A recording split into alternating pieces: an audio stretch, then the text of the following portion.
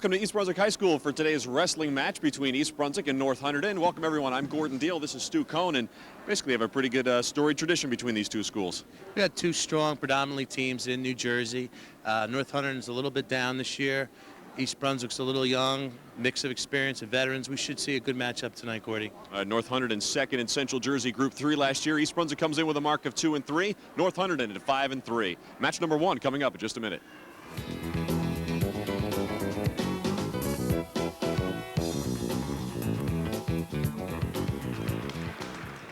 Getting set for bout number 1 for North Hunterdon. It'll be Mike Fernari, comes in with a mark of 5-2. He's had a pretty good year so far, and East Brunswick counters with Tony Ruperto with a mark of 3-3. He's just a sophomore. Got actually a couple of young guys because Fernari for North Hunterdon is only a freshman, so not a lot of experience on the mat in bout number 1. Officials for tonight, Tim Flynn and Bob Whitaker.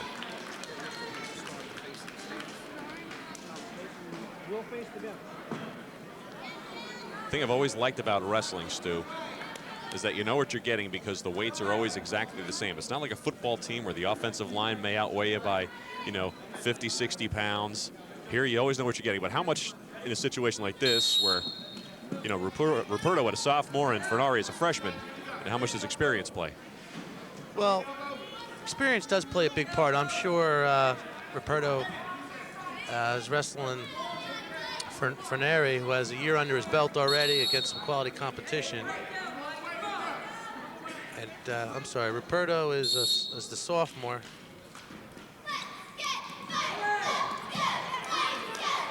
And it's Ruperto who scores first. He's in on a double leg takedown, and he quickly takes it, converts it into a cradle. As you see the officials counting back points. If he can hold his opponent to the mat for 2 seconds, between 2 and 5 seconds, he's going to pick up 2 points, and for 5 seconds, 3 points. Now that the situation has ended, the official awards the points. It's Ruperto back to the cradle.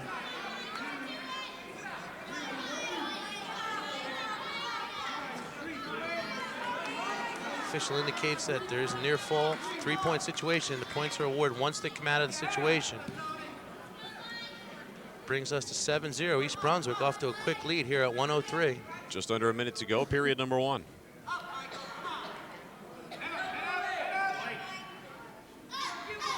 It's the offensive wrestler's responsibility to continue to work for a fall. The defensive wrestler has to continually look to improve his position. As we go out of bounds, we're going to get a fresh start in the middle. They're going to start in the same position they went out of bounds in. Ruperto is on top. Going out of bounds, he'll start back on top in the middle of the mat.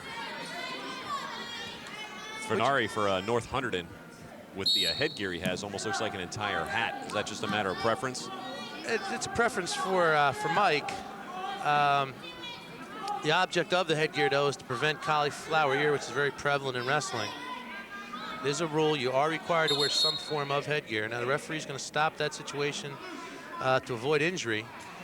The foremost job of the official out there is to warrant safety situations. At any time the wrestlers get into a situation where someone can get hurt, you're going to see them blow the whistle and restart them. Ruperto gives him up the single, feels confident he can take him back down. Sometimes if the wrestler's going to sacrifice one in order to gain a 2-point takedown.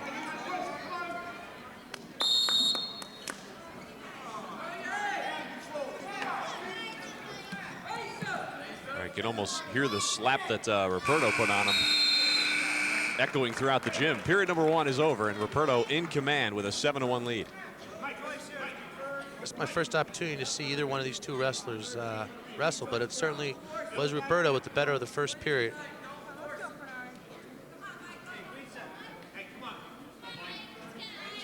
Ruperto is going to start the position from the defense position by choice. He had the choice, and he selected bottom. In the third period, that situation will be reversed. It'll be Fernari's choice of where he would like to start the third period.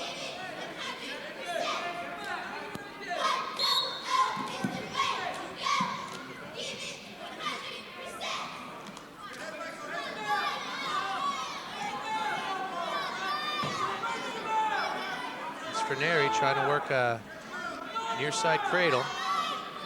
Roberto needs to pop his head out. So he looks for a reversal. It can be difficult to tell the wrestlers apart because of their similar colored singlets, but for your viewing purposes, Fornari has the white shoes on, and Ruperto for East Brunswick has the black shoes.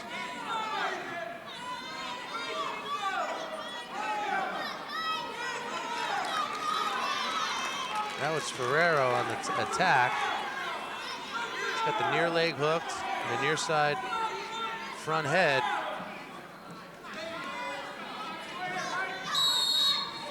Referee feels there's no advancement in the hold, and he's going to call a stalemate, which means they're going to restart in an attempt to keep the action going. 1 minute gone by, period number 2. Fornari still, Ruperto still in control of Fornari, 7-1. After a strong first period. And it's Roberto on an escape. Gains 1 point. They're in the neutral position now. If either wrestler can secure a takedown, he'll get awarded 2 points for a takedown. It's Ferrari in on an ankle. And if we don't have an improvement here, we'll have another stalemate situation. What Roberto needs to do is spin around, control the hips.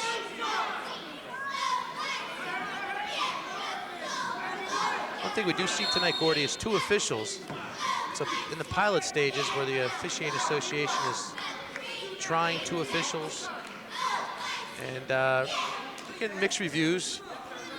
Some schools are in favor of it, and some haven't found it to be a significant benefit. Have any said it's a real detriment to the sport? Or they haven't gone that far? You know, I think the reviews coming in are real mixed. Personally, as an official, I like it. It gives me a chance to always have a fresh head out there and a second opinion. You'll see the officials alternating every other bout. One will be in control and the other will be assisting the official. So 2 periods in the books now. And Ruperto still handling Fornari, 8-1. And Fornari selects the offense position. Being down by 6 points, he knows what he has to do. He needs to put Roberto on his back. That's about his only shot here to get the lead back is by fall, being down 6 in the 3rd period. So he selects the offense. Basically here trying to control the head. Right now, Ferrari's got a leg in, which we refer to as a boot. Now he just puts the second leg in. So he's got double boots. He's trying to work a near half and turn into a pinning combination. If he can expose Tony's shoulders, he'll pick up back points. Tony's objection here is to try to buck him off and get back to build a base, something he can work off of the score. He's going to try to slip out the back now. If they go to their feet in that position, the referee will stop them. But Roberto's getting caught. The official is awarding back points now. Just counting it out. Roberto's going to give up 3 points there. So Fornari for North Hunterdon has cut the lead in half. It's now 8-4 in favor of East Brunswick's Tony Ruperto. 45 seconds left to go, period number 3. Well, what Tony has to do here, Gordy, he's going to have to stay busy. Can't afford to give up any points. He's going to have to be the aggressor. He's going to have to shoot first on the whistle, and he's going to have to explode right away from bottom. He can't give his opponent a chance to put that boot back in here. He's going to have to explode right away.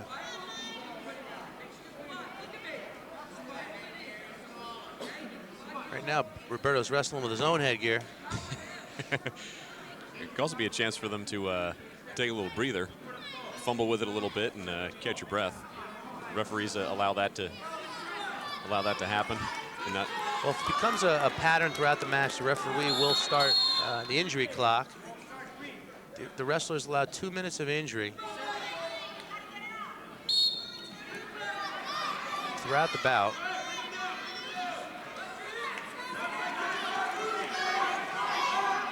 Still 8-4. Ruperto, he's close to slipping out the back now. If he could pop his head out, he'll gain a reversal. He's got to free his head, come around.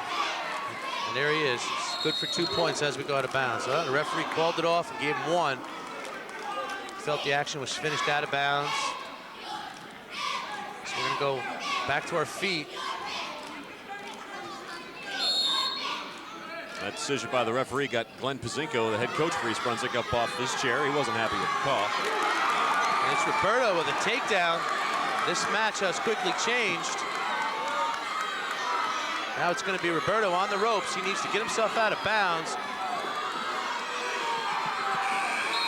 We're going to go overtime. We're at 9-9.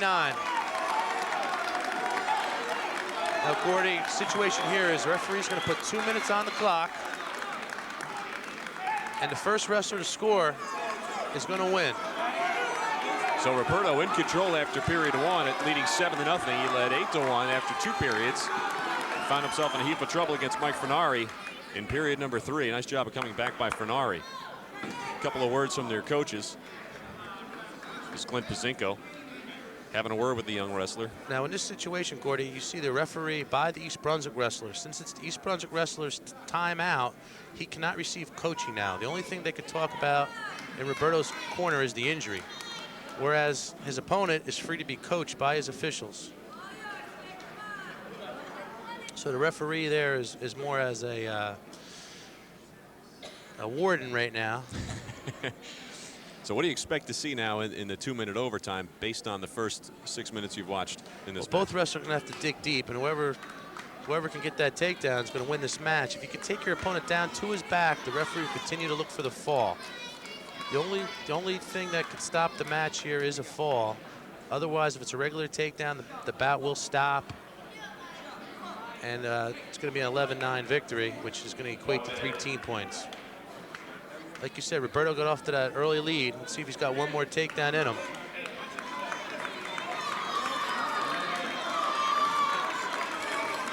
He has just a little more range. He's only maybe an inch or 2 taller than Mike Fernari. Now we'll watch Roberto. He's got the green knee brace on with his back to us in the black shoes. Tony Roberto with a mark of 3-3 on the season. Here in overtime, working on Mike Fernari. Both teams certainly want to score first, then the team score. Referee's going to call stalemate, so we're going to get a fresh start.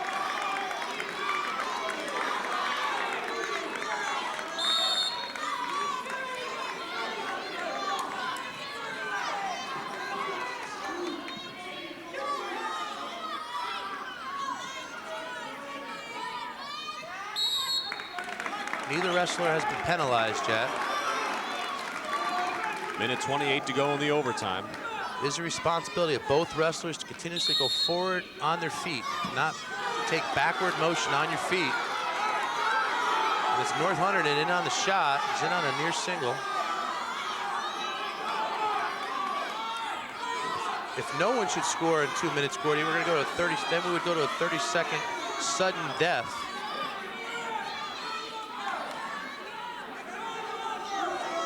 Right now, both wrestlers are being a little defensive. Neither one wants to avoid the takedown. We're going to get a fresh start with 58 seconds to go here in overtime. And we're locked up at 9-9. Roberto a little slow getting to his feet.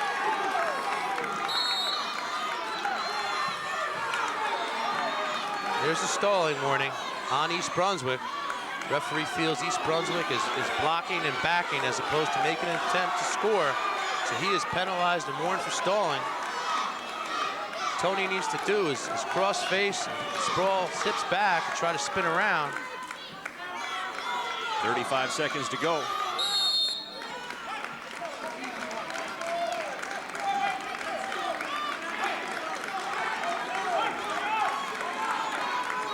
This is match number 1, East Brunswick and North Hunterdon. We're in overtime. What a way to start off, Gordy. 103-pounders dueling it out.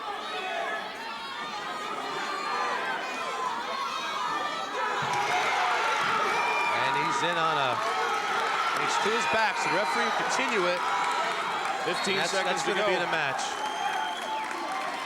He's in on that Peterson for the victory. So that's going to give North Hunterdon 3 team points. The bout scores erased and converted to team points.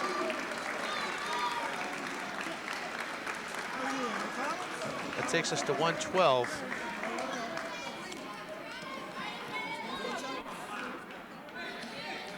So nice job by the young freshman, Mike Fernari from North Hunterdon, having a pretty good first rookie season. 6-2 now he improves to. 112-pounders. Nick Yanazzo, freshman for East Brunswick, and Chris Wojcik, who's undefeated on the season for North Hunterdon. Only a sophomore. He's 5-0. Nick has his hands full here. Nick was brought up from the freshman team.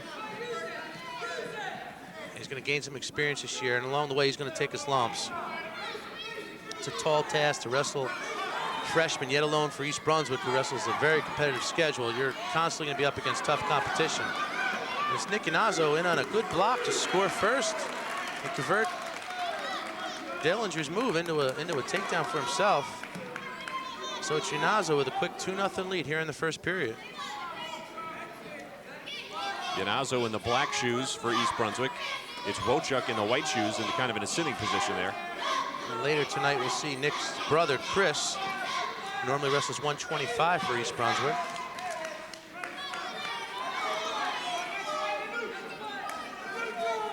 Referees awards 1 point neutral, and it quickly converted to a 2-point takedown for Dellinger. So we're at 3-2 Dellinger.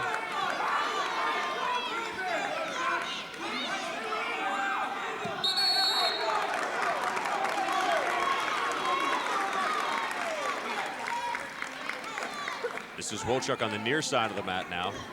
And we see Nick Yanazzo take the defensive position. I apologize, Gordy, I was giving you the wrong name. We're reading off a lineup card, but it's... Yeah, we have a lot of scribbles on our roster. All right. 35 seconds to go, first period. It is 3-2 in favor of Chris Wojcik from North Hunterdon. So the strategy here for North Hunterdon was to hold back Dellinger, save him for a tougher opponent of East Brunswick's, and maybe capitalize and put Wojcik in there, who is maybe East Brunswick's freshman spot, and try to benefit by some strategy employed. So a little bit of a chess match being played by North Hunterdon. Sometimes it takes a bout or two to see if the strategy pans out. Well, North Hunterdon won the opening bout. Mike Fernari beat Tony Ruperto in overtime, 11-9. They have a 3-0 team lead. It's Wojcik trying to run a near armbar.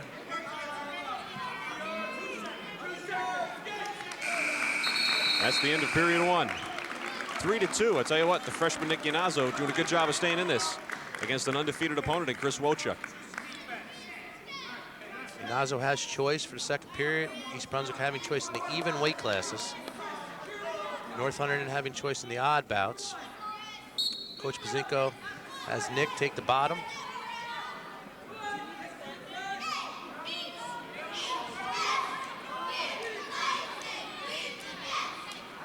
It's Wojcik trying to look to turn Yanazzo.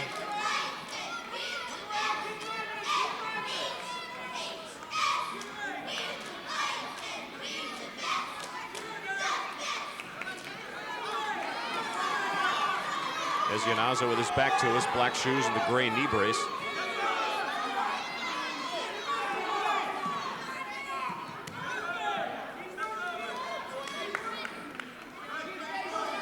Still 3-2, 40 seconds gone by here in the second period. Yanazzo needs to square up here. Try to face Wojcik.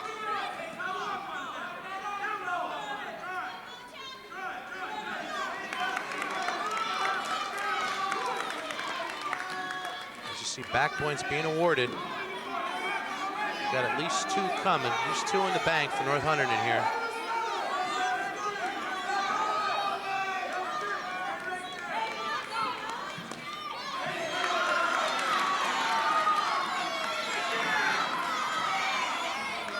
Wojcik going to work.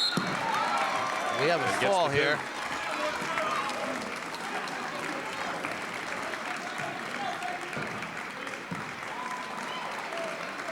The strategy employed by the Lions pays off. So Chris Wojcik wins by pin, and he is now 6-0 on the season. Pushes North Hunterdon up to a 9-0 lead.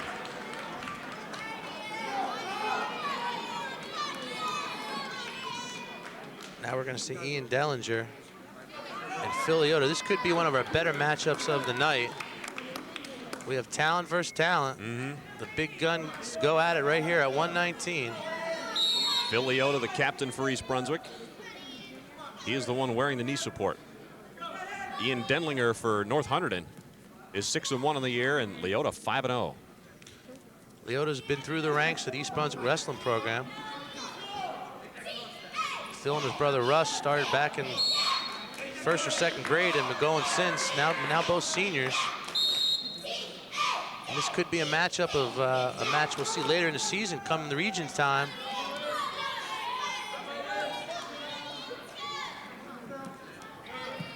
Good opportunity to Phil to see what he can do against West Jersey's finest and Ian Dellinger. As we go out of bounds, we're gonna get a fresh start.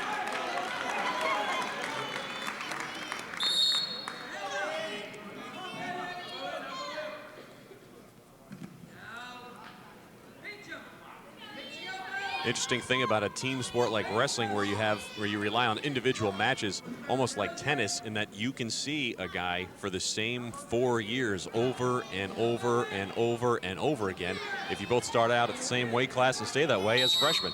That could be good, Gordy, or really come down to haunt you. Yeah. But you're right, sometimes these kids will come into the senior meetings with 20-4 records and 3 other 4 losses are to the same opponent. Right. Having wrestled, sectionals, districts, counties, divisions. But both these teams compete in Region 5. East Brunswick is from District 20, and North Hunterdon is from District 17. So these wrestlers will meet up again at Region 5, held at Hunterdon Central later in the season. Which is why they like to wrestle each other for seeding purposes. Absolutely. Great opportunity for Phil here if he can establish a victory. He's going to get himself a top seed inevitably come region time. Although we got a long way to go until we get to that point. 20 seconds to go, first period. Definitely both wrestlers are respecting each other's talent here. Trying to make out the tattoo that Leota has on the outside of his right calf. I can't quite do it. Wrestling's come a long way in the tattoo department. 10 seconds to go, period number 1. No score either way. Though North Hunterdon, Dillinger has been warned for stalling. It's been Leota the aggressor. No points on the board, but he has been the aggressor. All right, no score after 1 period between East Brunswick's Phil Leota, the captain, at 5-0, and Ian Denlinger from North Hunterdon at 6-1 on the season. Got Leota, the senior, against Denlinger, the junior.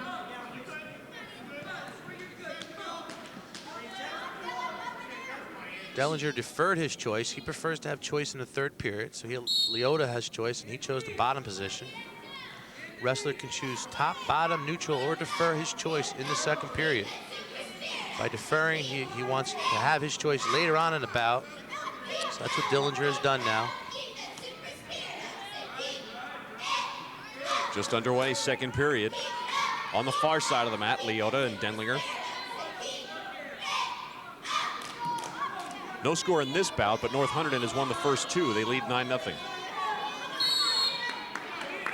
Neither team has a real strong point, or I'd say any area of meat in their lineup. The talent is scattered throughout, so we're not going to see a streak of real strong wrestling from either team. East Brunswick's talent's mixed out throughout the lineup, as is the Lions in North Hunterdon.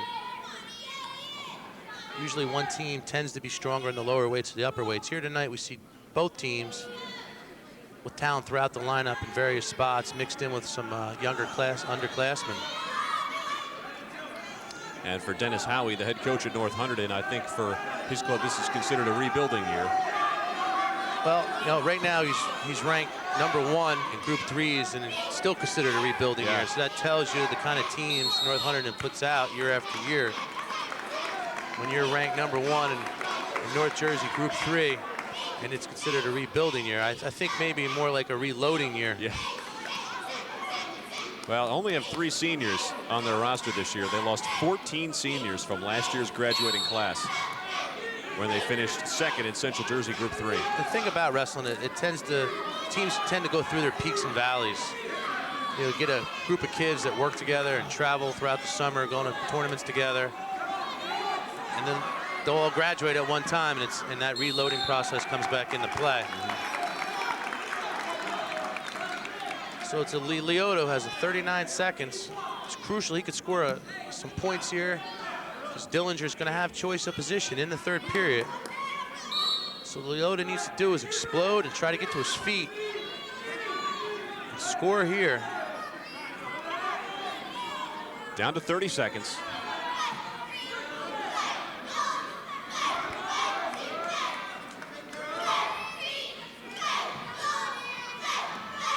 Dillinger's going to have to be careful of another stalling call.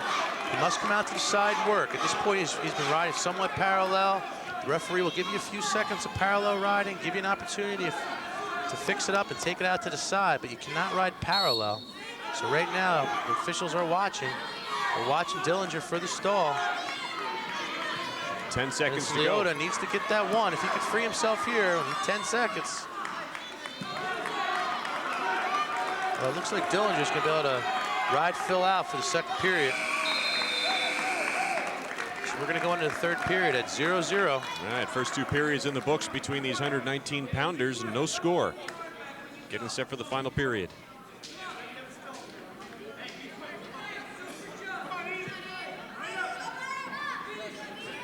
Ian Denlinger with the defensive position. And we almost knew he was going to choose bottom, get himself an opportunity to score.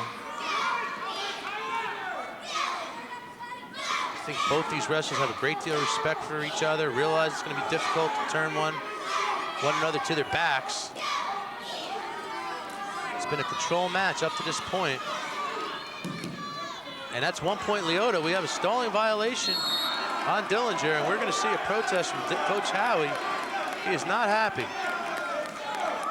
And it's Howie who's asking for the official's interpretation. We'll see if we can listen in. Well, Dennis Howie bolted off his chair and demanded the explanation. Well, I saw it coming. I have to say it was a good call. Minute 34 to go, third and final period.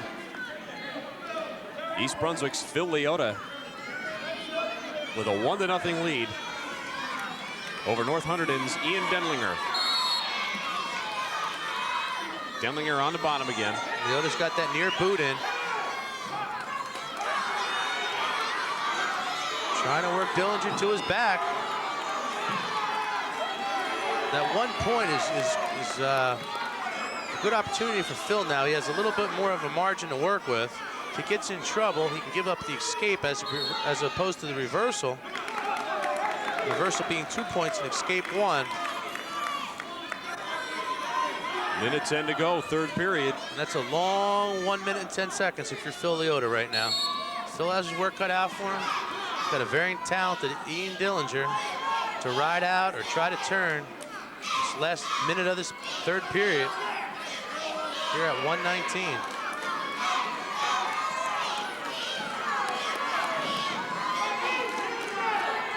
Under a minute to go. And here we go.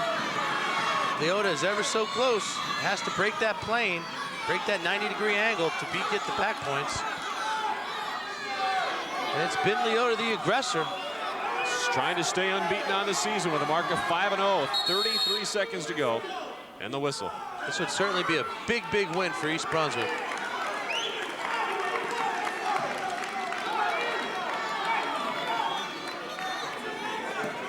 Our official tonight, Bob Whitaker, one of the state's finest.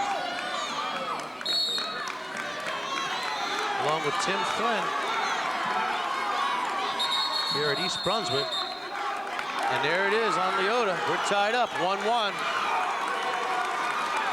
Referee feels Leota did not make a big enough effort to bring Leota back down, to bring Dillinger back down in the mat.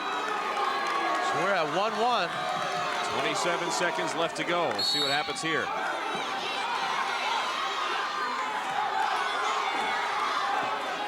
Leota needs to hang on for 15. They go to their feet, we'll have a potentially dangerous situation. The referee will stop and we'll restart. 7 seconds to go and the whistle.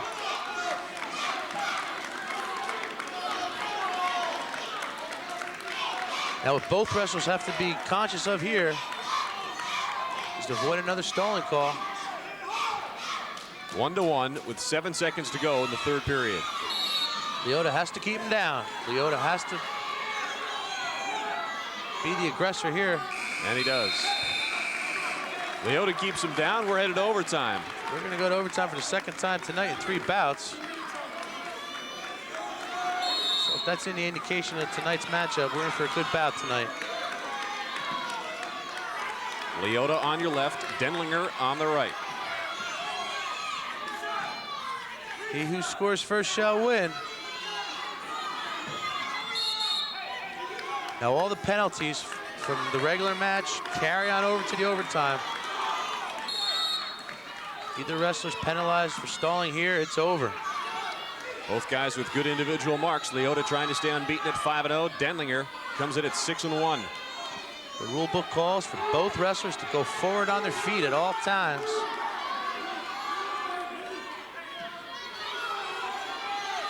Minute 20 to go in overtime. So look over at the body language of North Hunterdon's coach. He's wrestling it over there on the sidelines.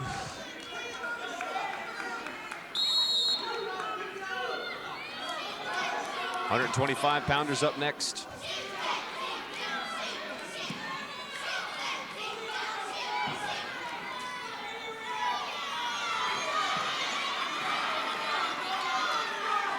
Distinct possibility, Gordy, we have the best 2 wrestlers in the region right here at 119.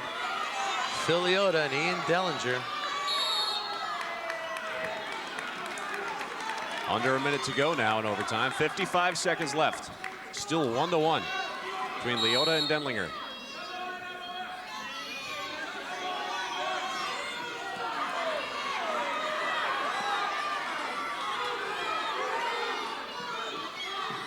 And it's Leota, if he can pop his head out and score, if he can get his head out. There it is, 2 points. Winner, Phil Leota. Big victory, Gordy. Good effort by Leota. He remains unbeaten at 6-0 and puts East Brunswick on the board for the first time this evening. Put himself in a good situation for the upcoming district and region tournaments to follow. Good position for county seeding. Big win for Phil.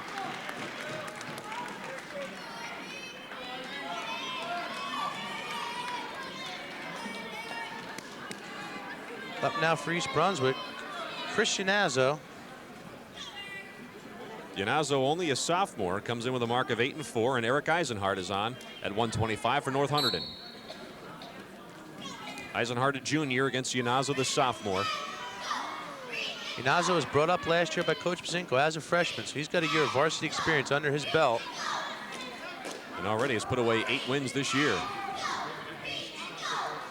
That's Yanazzo on your right with the single knee support.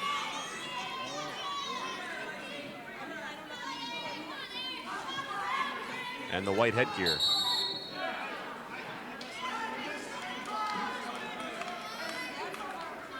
.28 seconds gone by, first period. 125-pounders at it.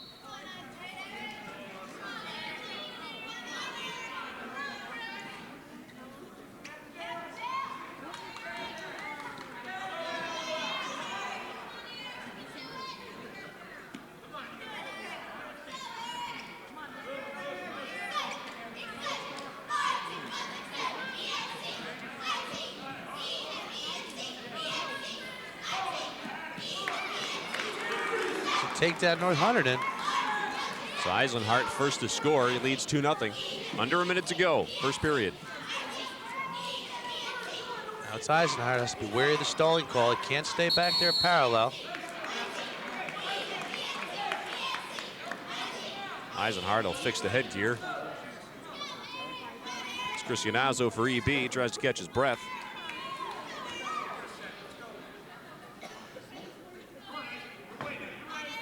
That's Yanazzo who's down.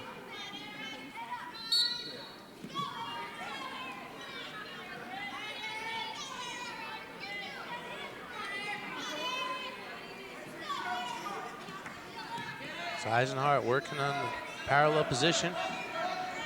Again, needs to be careful. Putting himself in a position where he can't get called for stalling. Eisenhower has 5 seconds to bring Inazo to the mat, or 5 seconds to attempt to take him to the mat, I should say. Must make an attempt to bring him back to the mat. Now down to 15 seconds to go, first period. Still 2-0 Eisenhart.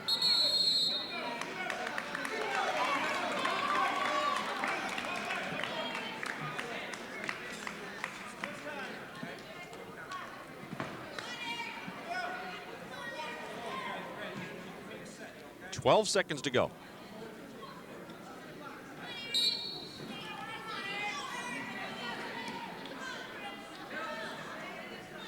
Another tight match. Two officials are working real well together. See them mirroring each other. Trying to cover every angle of the mat. One in front, one in behind. Remaining good contact with each other. So East Brunswick's Chris Inazo leading 2-0, deferred, and Eric Eisenhart chooses the defensive position. It's 2-0 Eisenhart. His team also leads 9-3 after 3 matches. This is match number 4, the 125-pounders.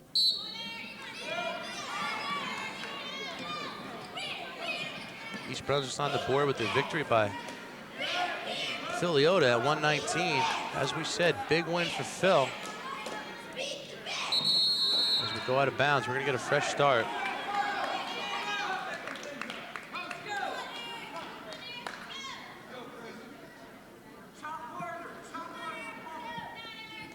I guess because of the somewhat individuality most of the time for wrestling, we watched the emotional victory by Leota and how fired up the rest of his team was, and then all of a sudden the emotion kind of drains because right get into a low-scoring match to start things off in the next bout, and things settle down more quickly, I guess, in wrestling than they do compared to some of the other sports.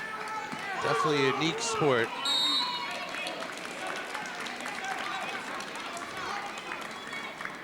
As Eisenhower gets one escape as we go out of bounds. It's going to bring us to 3-0. 1:26 to go here in a second. It's Eisenhower in on a shot. Comes up empty.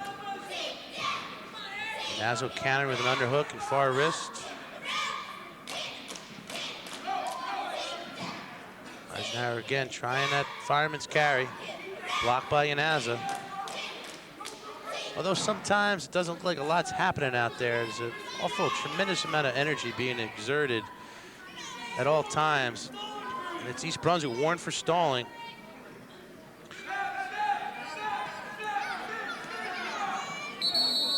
You know, people say they go for a minimum sometimes of 6 minutes for an entire bout, but those 2-minute periods are about as grueling as it gets. You watch some of these guys walk off the mat and they are just about staggering.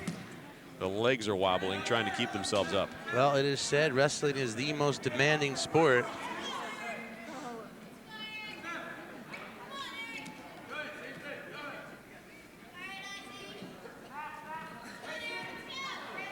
.30 seconds to go, second period. Still 3-0 Eisenhart from North Hunterdon.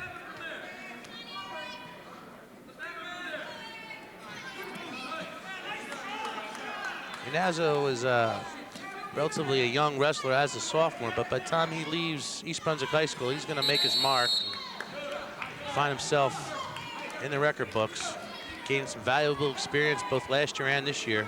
It's going to pay dividends down the road.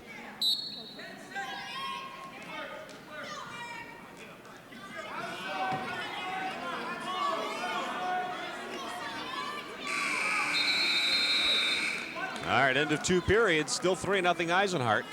And North Hunterdon with the lead overall, 9-3.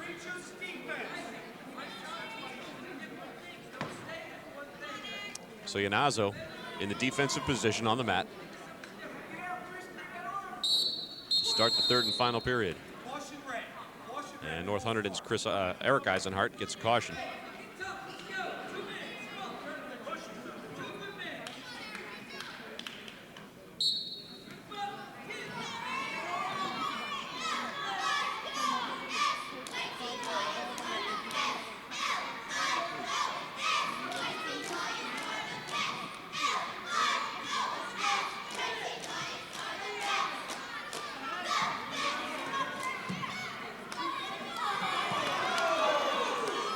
Referee has locked hands signaled, which means we're gonna have 1 point East Brunswick.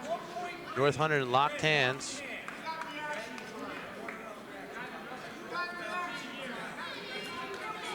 So Yanaza with his first point of the match has closed the gap to 3-1 with 1:34 to go, third period.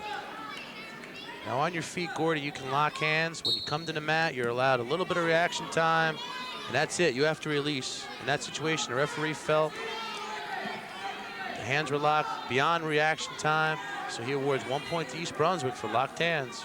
Much to the dismay of the North Hunterdon coaching staff, which was not happy with that call. 1:15 to go. Naza's going to have to explode here. Down to a minute to work with. What is he looking to do in his position right now? Well, Naza has to free up his hands,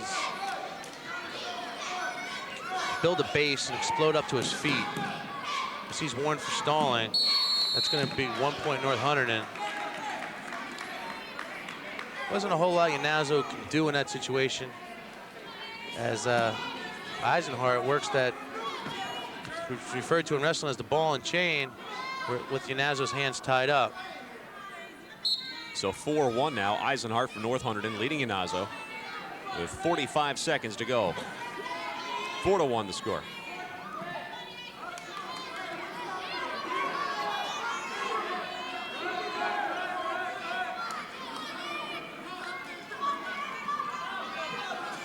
Yanazo needs to get his hips out. Turn in. Eisenhart knows it and won't let him.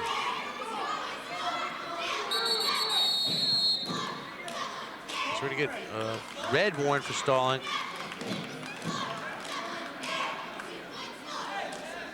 .22 seconds to go here in the third period. Let me add for the people watching at home and the fans that are listening, the assistant referee is there for the official. His job is asked not unless asked. Only answer when asked. So unless the official of the bout wants to refer to the assistant referee, he cannot shed any light on the situation.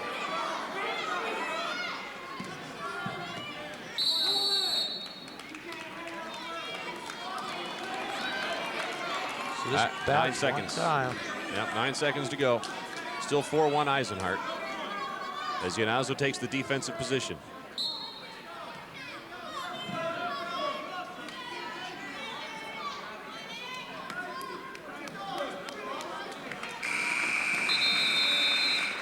And that's the match. Eric Eisenhart comes away with the win for North Hunterdon. His club now leads 12-3. Chris Yanazo gets a handshake from head coach Glenn Pazinko, now in his 8th season, and a couple of pointers. At our 130 weight-pound class, get a look at Brian Wagner for North Hunterdon, just a freshman.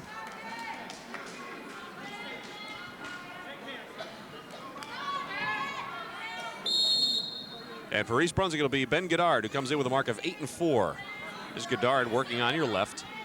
That's some tan-colored shoes he has on, if you can tell by on your screen. That might be from his last school. You understand, Ben is a transfer coming to East Brunswick this year out of Ohio. The junior with a mark of 8-4 on the season. And a good impact early on. That has to be the toughest time of all to transfer when you're in high school. Looks like Ben's going to have a leverage advantage here. Nice, long, and lanky kid. As we go out of bounds, we're going to get a fresh start in the middle. 12-3, North Hunterdon leads this.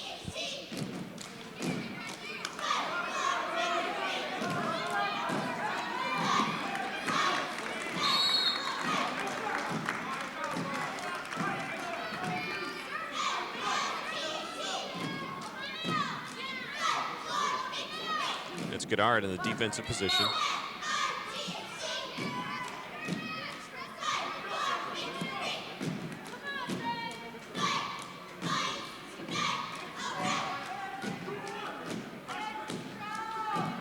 We've seen a very similar pattern thus far in the North Hunterdon wrestling.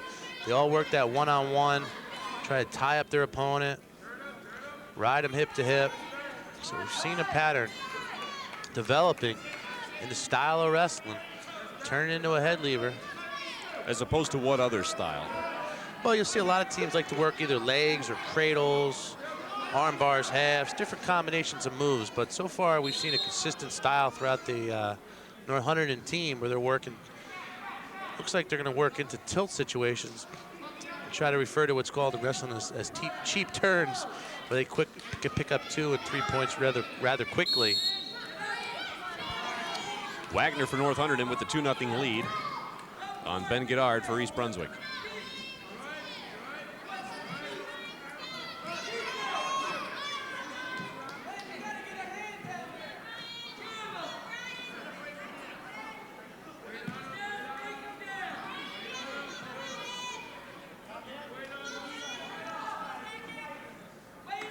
Has the sport changed, or the athlete, the wrestler changed since you were head coach here? Late 80s into 1990? Well, I think the options for the high school athlete in general has changed. You know, kids today, they have cars, and a lot of them are working and trying to make extra money, and there's more sports. You know, we've seen the increase now in volleyball and lacrosse, basketball, and if they're swimming and ice hockey, I think the kids definitely have more options today, Gordy. They've added more weight classes to wrestling, giving kids more opportunity to wrestle. You know, when I was in high school, there was 12 weight classes. Now there's 14, which show that it has added more opportunities for wrestles. It somewhat has weakened the talent, I think, to a degree, causing the team to force to fill more slots, develop more talent. And it's Goddard trying to work into a Peterson situation.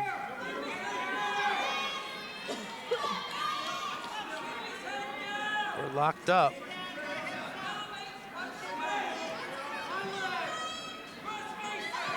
Referee indicating who's in control here. With his green wristband showing, he's indicating East Brunswick has choice. I'm sorry, North Hunterdon, as he points to North Hunterdon, showing North Hunterdon still has control. Minute 5 to go here in the second period. Still 2-0 for Wagner from North Hunterdon. Goddard ever so close to gaining reversal here. If he can get his hips off the mat. There it is. So we're locked up at 2. Nice job by Goddard. Tie this thing up. 45 seconds to go, period number 2.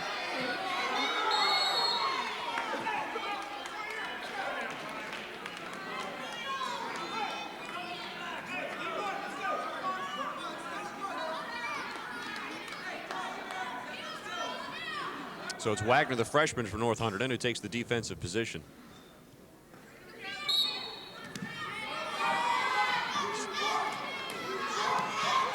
A key bout for East Brunswick.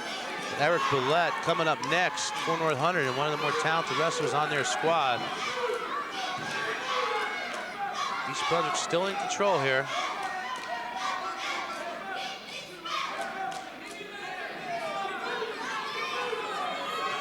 Referee is indicating control to Goddard. As Wagner gets his hips out, comes around for a 2-point reversal and a 4-2 lead as we wind down the second period. That's a good move by Wagner late, finishing with a little momentum at the end of period number 2, and he leads East Brunswick's Ben Goddard by the score of 4-2, heading into period number 3.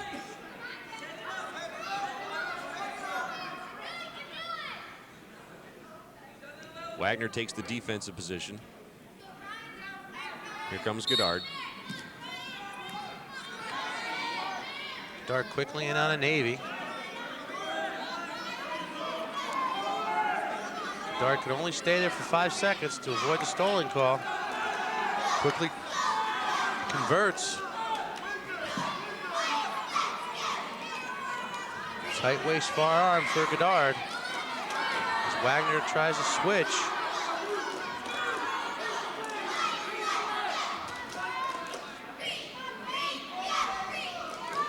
Goddard's in trouble losing his control here. It's Wagner with the 2-point reversal to build a 6-2 lead here in the third.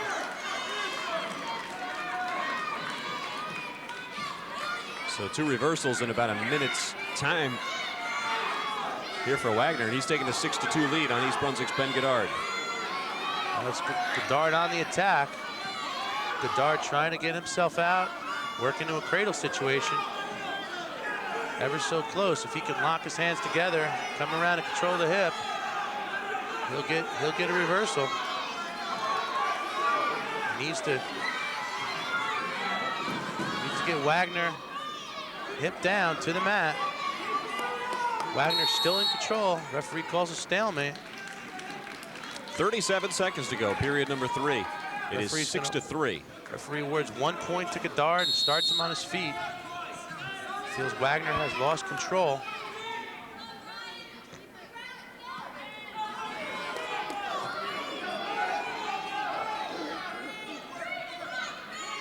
Down to 20 seconds. Goddard desperately needing a takedown as he gives up 2 to Wagner. Now 8-3 Wagner, the freshman.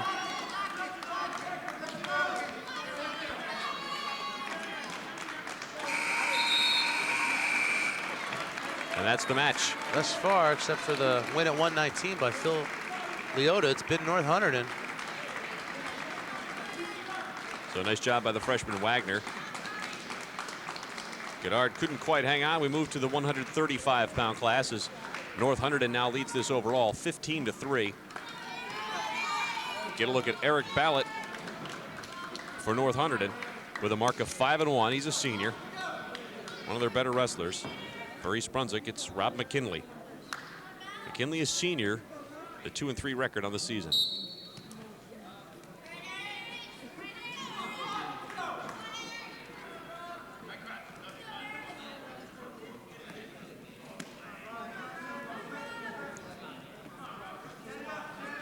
These two a little more aggressive in the early going than we've seen from some of the other wrestlers. Eager to get to the center of the mat. Hey, you're right with the tattoos. Here's Ballett for North Hunterdon with one of those arm tattoos. I forget what they call those. He's got a little, it's like a chain link fence kind of encircling the arm on his right arm. There you can see it. Things have changed, Gordy. Yes, they have.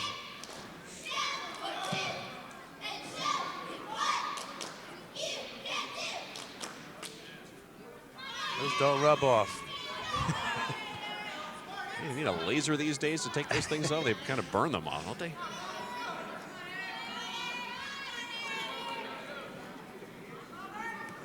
This is Rob McKinley, who's on the right, who has his leg tied up. It's Ballett in on a single, ran out of space.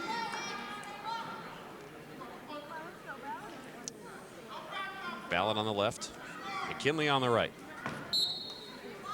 1 minute to go, first period. This is the 135-pound class. What we haven't had so far tonight, Gordy, is any falls. All these bouts have been going the distance. The ultimate goal is to pin your opponent, bring his shoulders to the mat for 2 consecutive seconds. And that's what they're after. Well, the scouts are certainly out tonight, Gordy. South Plainfield and Old Bridge coaches here have a vested interest in the outcome. Opponents they'll see later in the season. They're here making their notes, seeing how they size up their squad with North Hunterdon and East Brunswick.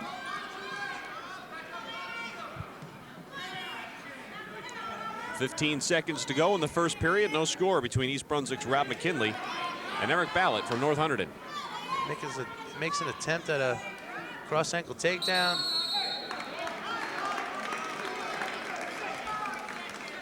So we've had a very defensive match all the way across the board so far tonight.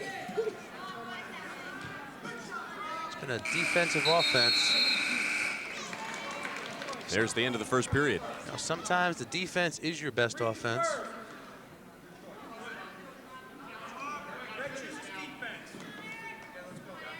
And North Hunterdon's Eric Ballett chooses the defensive position to start the second period. No score in this match between these 135-pounders.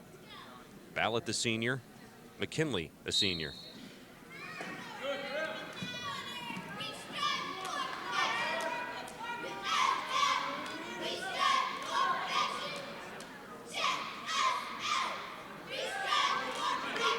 So it's Ballot, scores first. Quick explosion to his feet for a 1-point escape. So we're gonna start up in the neutral position.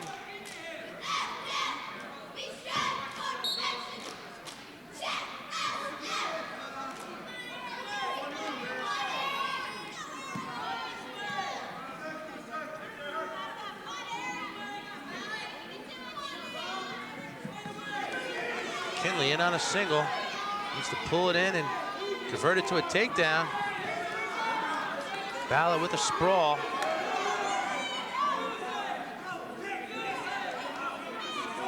Now it's Ballot.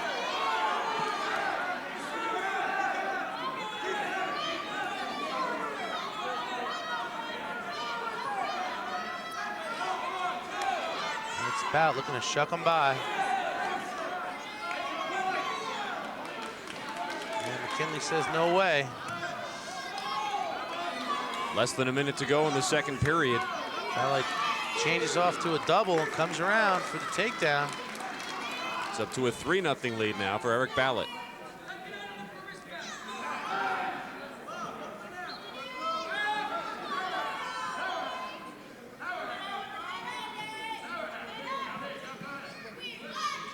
McKinley needs to stay aggressive. Down to 23 seconds here in the second period. Two officials out there. You got 4 eyes watching instead of 2. You got to stay busy. Got to stay aggressive as we get an injury timeout for East Brunswick. McKinley looks like he caught a finger in the eye. Or maybe a contact problem. Looks like maybe he just caught a finger.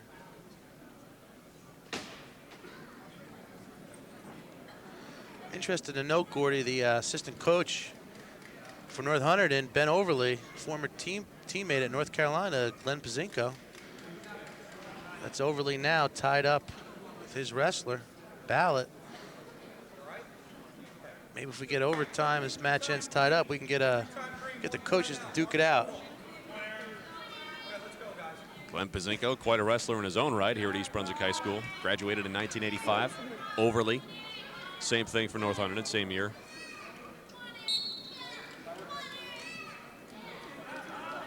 Pazinko, a 3-time district champ.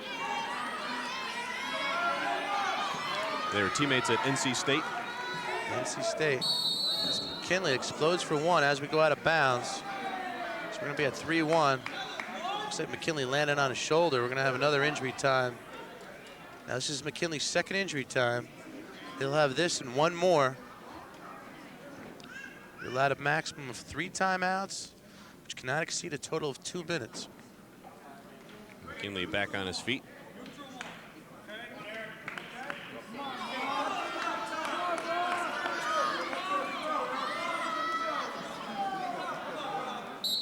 Official keeping good contact, good communication with the head table. As an official out there, you're relying on your table, people.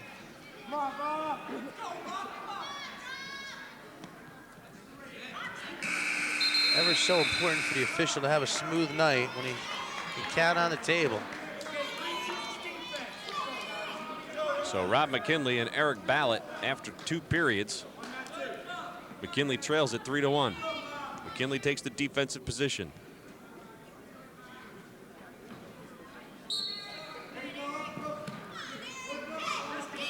Okay, again here, McKinley needs to get his head off the mat, needs to work up, and get his hips out.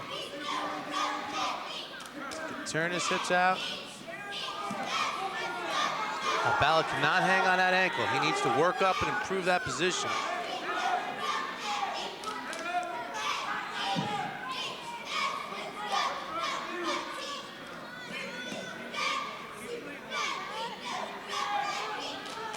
See the 2 officials communicating with each other. Each telling the other what he sees. Referee calls a stalemate. Good call on the part of Tim Flynn.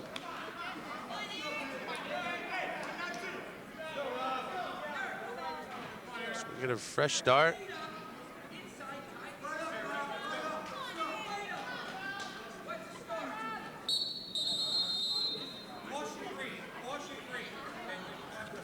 East Brunswick's Rob McKinley gets a caution. Trails at 3-1 with 1:22 to go in the third period. North Hunterdon with a 15-3 lead. The cautions either contributed to a poor starting position or jumping the whistle. It's just one of those two things. Now it's Billette gives up one, and McKinley cuts in for one. So we're at 3-2 here in the third. McKinley with 2 unanswered points to get right back in this. 1 minute to go.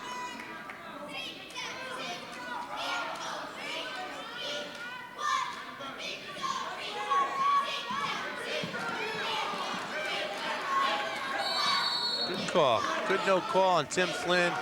Waited on that call. See how the wrestlers are going to wind up. Good call.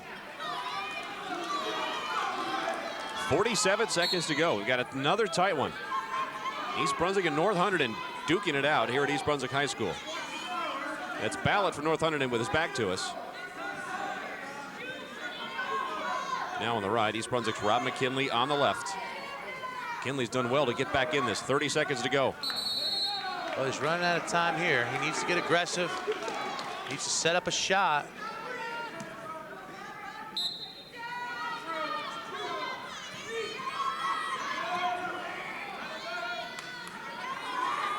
$20 seconds to go.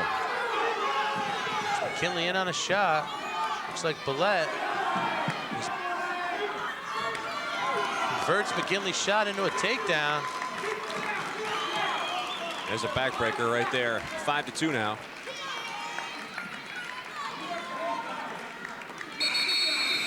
And Ballot wins it. 5-2.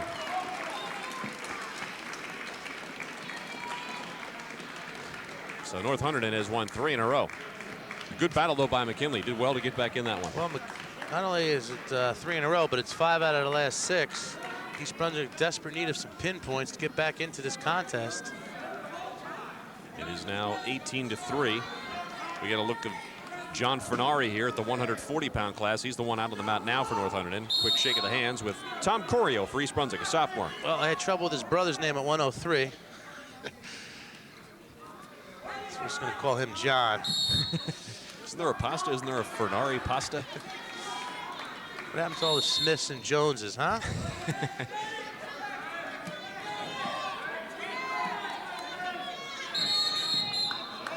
Corio is one of the good young wrestlers for East Brunswick, just a sophomore, and he's got a 9-4 mark on the season this year.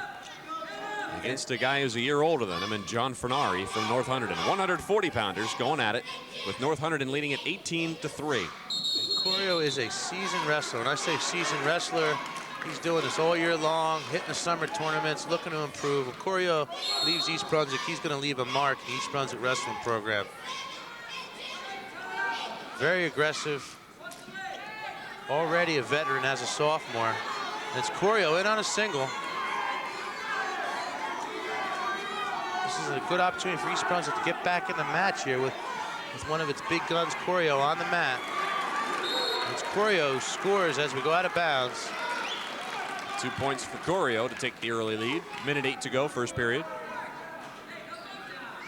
I saw this kid last year as a freshman, and I knew East Brunswick had a winner on their hands. He right now leads the team in victories with his 9-4 record.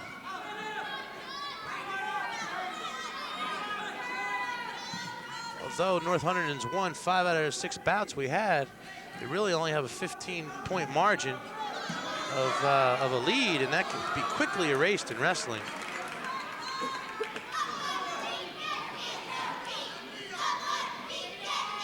We are in need of a victory here by Tom Corio on the mat for East Brunswick here at 140.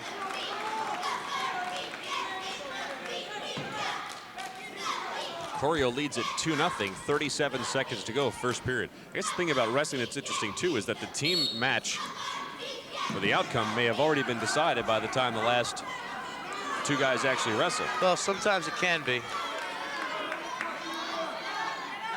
I don't think that's the case it's going to be tonight. I think this one could get tighter as we go along. Now I need East Brunswick to back me up and score. We'll make a liar out of you. 15 seconds to go, first period. 2-0 Corio. Well, I feel good here with Corio on the mat. You can tell Corio is one of those year-round wrestlers because his muscle development is such that he's got a lot of definition. Good muscle, good leverage, good package. That's what you're looking for. Combination of determination, muscle, and technique. Corio's got it. 1 period in the books.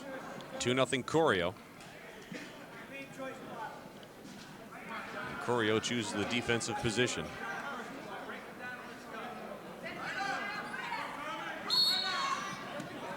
John Fernari for North Hunterdon. A little more of a huskier build, and Corio really more with the range. He's a little bit taller. Well, I found in this sport, leverage usually beats muscle.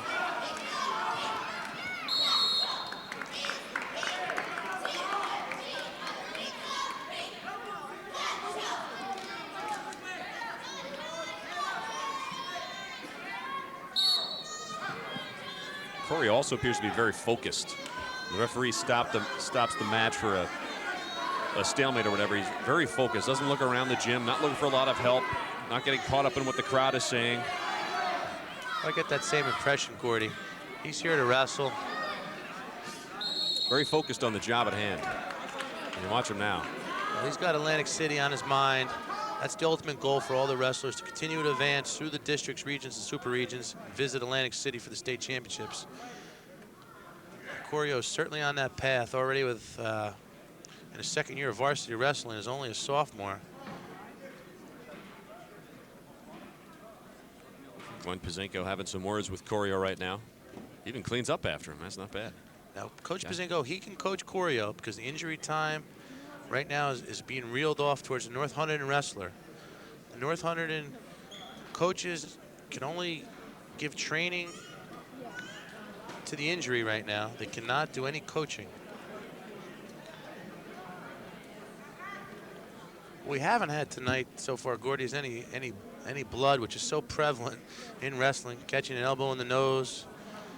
Well, you might have jinxed it now, Stu. You had to mention it. You know, we're going along swimmingly just fine. I can't tell you how many times I've been in a wrestling match and we're all held up to plug up a nosebleed. Yep. So knock on wood, we've been lucky so far. Well, if you're Glenn Pazenko, the head coach, what are you telling your wrestler with the 2-0 lead here in the second period? To stay aggressive. Tell them to stay aggressive, keep looking to improve your position. Don't be satisfied at 2-0. Open up and continue to score.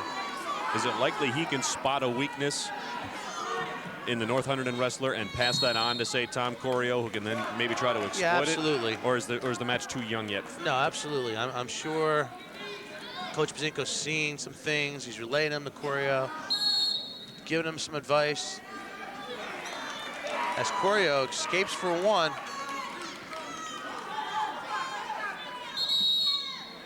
So a 3-0 lead now for the sophomore Tom Corio, and he looks like he's difficult to get back on.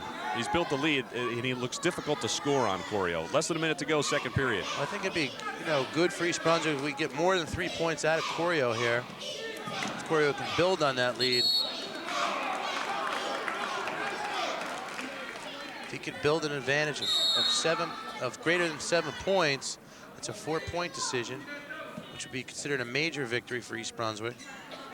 So that's certainly what Coach Pazenko has instilled in Corio, to keep working here and keep trying to score.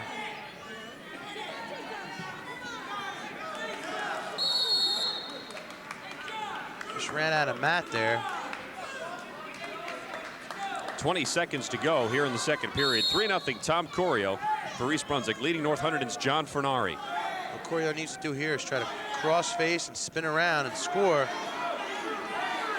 Do it quickly as we wind down. If he could free that leg and control the hip, he'll get that takedown. And there it is on the buzzer. 2 points, Tom Corio. So Corio up to a 5-0 lead at the end of 2 periods. Now, I guess he has to balance too, where he'd like to get up to a 7 or 8 point lead, but he can't afford to be greedy at the risk of perhaps giving up more points. And does he try to go for the 4-point win now, or does he play conservative? Well, he's going to try to open up. more he could score, better benefit to the team.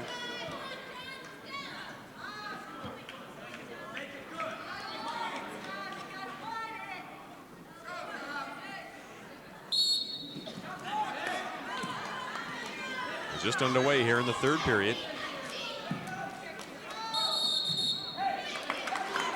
John Fenari picks up his first point. It's now 5-1.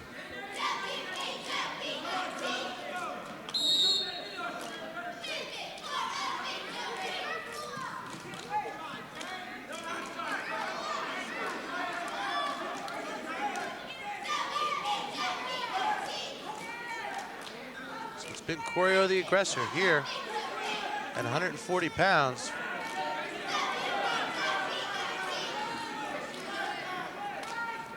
Minute and a half to go for Corio. He leads by 4, 5-1. And they could use a win in this 140-pound weight class with East Brunswick trailing at 18-3.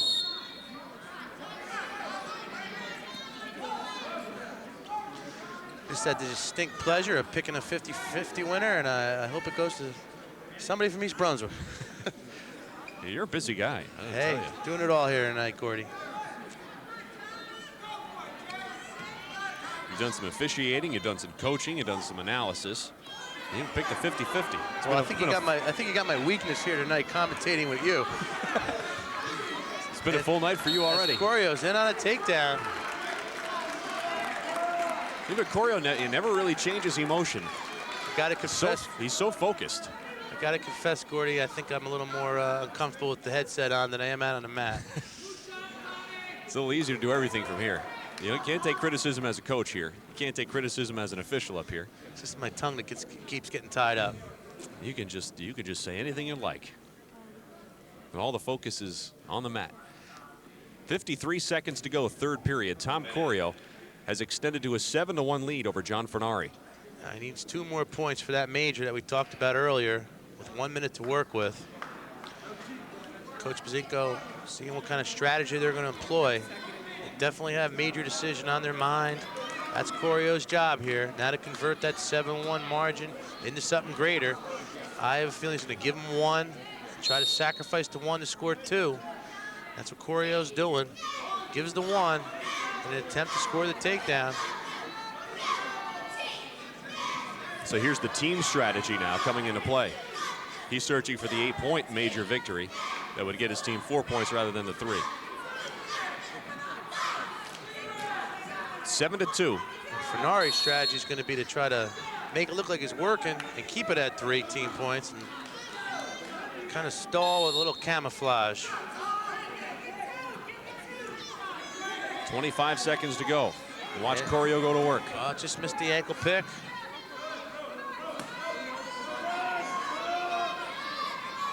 There it is. Just ran a mat again.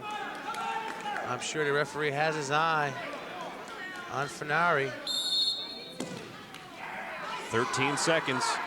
Now there is, you cannot scissor the head. If that slips up to the head, that'll be a penalty.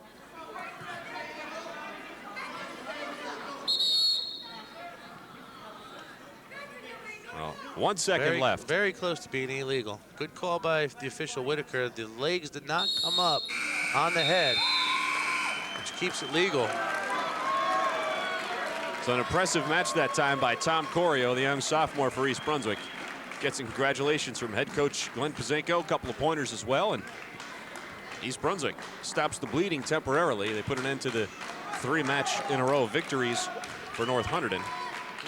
And it's now 18-6 North Hunterdon as we move on to the 145-pound weight class. We're going to get a look at Paul Versage for North Hunterdon. And for East Brunswick, it'll be Russ Leota.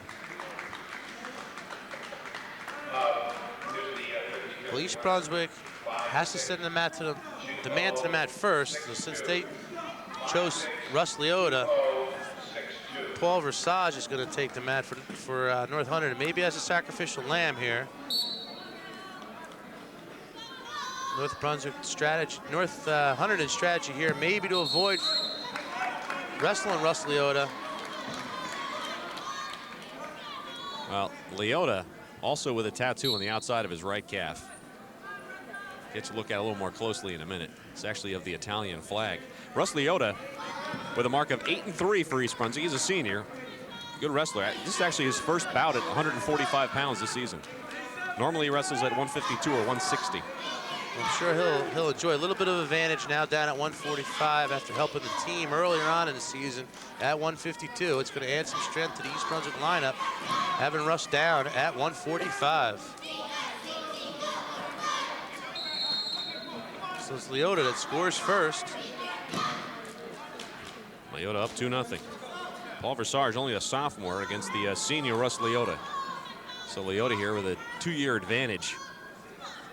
Leota on top in score and on top in position.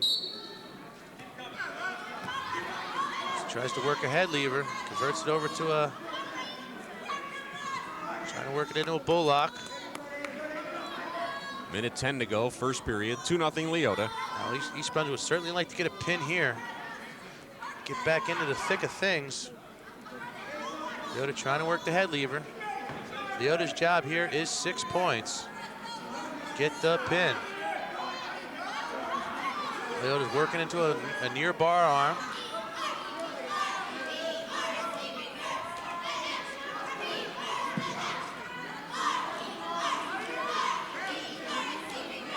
Versage for North Hunterdon with the red headgear and red knee supports. So Leota, his game plan is set. Work for a fall. Versage actually is going to pick up a point for an illegal hold on Leota. Glenn Pazinko's not happy, and he's going to walk over to the scorer's table and look for an interpretation. I think Coach Pazinko's contention, he wants to know what the hold was. That was illegal.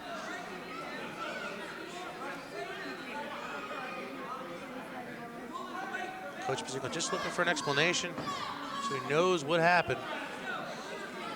Not questioning the call, just wanted an interpretation. Coach that goes to the head table cannot question the referee's judgment, or is an automatic violation, automatic penalty. 30 seconds to go, first period. It's now 2-1. East Brunswick's Russ Leota. Leota in the lead. Picks up 2 back points as he picks up that cheap tilt for 2. And that's up to a 4-1 lead for Leota. Now Leota has the boots in. He's got a little family pressure on him. Got a family pressure on him because his older brother, Phil, has already won this evening. Yep, Phil coming up with a big win at 119. I'd say his older brother, his twin brother, Phil. Little too much, a little too late. After the whistle. I don't think we have the right score up there. If we can get that maybe checked. He just awarded 3 points, I think, at the buzzer. I got 6-1, but maybe I missed something somewhere in there. My scoreboard says 7-1. It was 4-1. It must have been a 3-point near full instead of 2. So 7-1 as we start the second period. Russ Leota in command over North Hunterdon's Paul Versage. Versage taken to his back by Leota. 2 in the bank. Referee showing can only score 1 set of back points off 1 combination. So the points are not awarded to after they leave the pinning combination. As we see Leota pick up 2 more points. So it's been all Leota tonight. 9-1 is his lead with 1:30 to go here in the second period. North Hunterdon still with the lead at 18-6. This is the 145-pound class.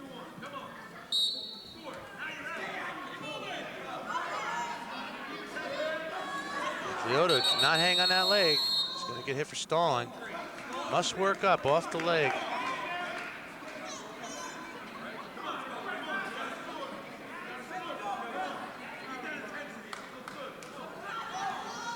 You know, earlier you asked me about change in officiating and wrestling and what I've seen. I have seen over the last season or 2 an increase in how stalling is called. It's becoming more of a prevalent in wrestling where the action, in an attempt to keep action going, the referees are calling that more and more, almost forcing the wrestlers to just stay aggressive.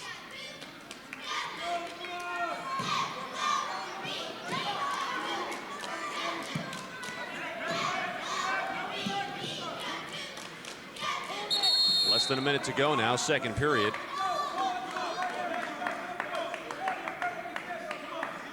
Russ Leota back on his feet. Paul Versage, the defensive position, down on his knees. Leota in control with a 9-1 lead. East Brunswick jumped on the whistle. He's going to get warned for a false start. They're allowed 2 freebies, and the third one is a point.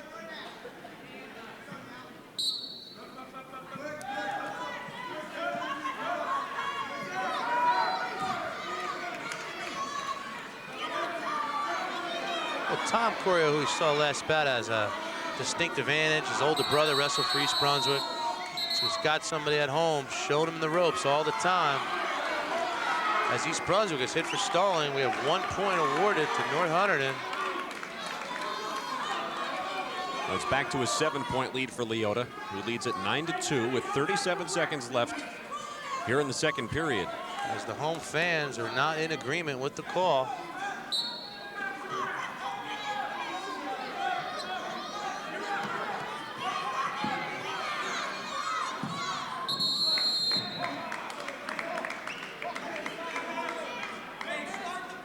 There we go. The floodgates open. You jinxed it. You had to say it during the last match that we didn't have any blood. True. It didn't look like a lot from wherever it was. Well, the officials are quick to stop the match for blood. I couldn't tell if he actually, Russ Leota had put his hand to his mouth or to his nose. And Phil Hostler, the trainer now, bending over and looking in on Leota. He's kind of screening us. I'll pass this along to some of the East Brunswick parents. A note that Phil Hostler, the trainer, handed to us. He has developed some sheets for wrestlers and parents. So if you didn't get one, you can have your son ask for one from Mr. Hostler in the athletic office. Some pointers on injuries, first aid guidelines, blood noses, strains, and skin lesions, things like that. You can pick one up in his office if you have not received one. East Brunswick really benefits in many ways, and one of them is by having the quality of Phil Hostler here for the kids at East Brunswick.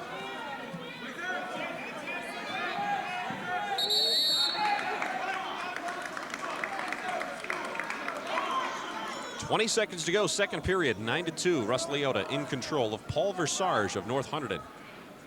East Brunswick trying for the first time today to win 2 matches in a row.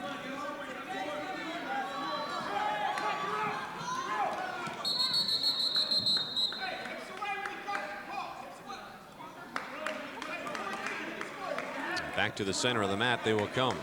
We have a small but vocal East Brunswick crowd here tonight, as students are in midterms.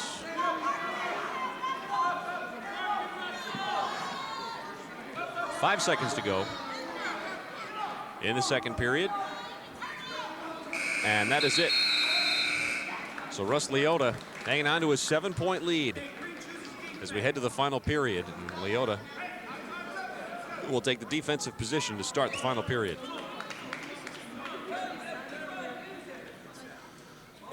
So East Brunswick would desperately like to turn this into more than a regular decision here.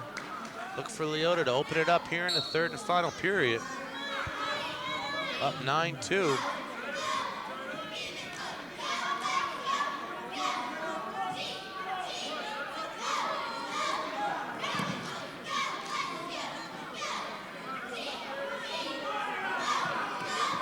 East Brunswick will, I believe, have a little bit of an advantage up top with Mike McManus and Larry Benson at 189 and 215 for East Brunswick. So 2 quality wrestlers in the bank for East Brunswick. So Russ Leota can open up here and maybe turn this decision into something more. Would be a plus for East Brunswick. He's got 1:30 to do it. And it's Leota with an escape. There's another point. It's 10-2. Here's the 8-point lead they're looking for. 2 more for Leota. Now Leota's job is to look for the fall. can avoid any mistakes, he's going to have that major. And another minute to work for the fall. Well, for a guy who normally wrestles 152 or 160, he's got to be excited about handling a guy who's 145. Well, excited, but yet I think it took a little toll on his body getting down to 145. You know, until Phil can adjust his body to being a little smaller, it's going to have a little bit of a toll. It might take him a week or two to settle into that weight. But now's the time to do it with the Middlesex County tournament coming up February 6th and 7th. To be held at Piscataway High School. Good opportunity to Phil to get some work in at 145 before that tournament. 152 seems to be the loaded weight class in Middlesex County this year. We've already seen Tuesday night from Piscataway, Bill Voliva at 152. And it seems everywhere East Brunswick's been going around the county, there's been tough wrestlers at that 152 weight class. So if Leota can stay strong at 145, certainly a plus for Russ going into the county tournament 2 weeks away. That blood time is cumulative. 5 minutes allowed per bout, per wrestler, for blood. So Leota has a little cotton plug up there, I believe, in his left nostril. Less than a minute to go, third period. 12-3 is the score. Leota in control. And on a takedown. 2 more points. As we go out of bounds here in the third period. Gonna need an adding machine pretty soon to keep track of Leota's score. He's up 14-3 with 46 seconds to go.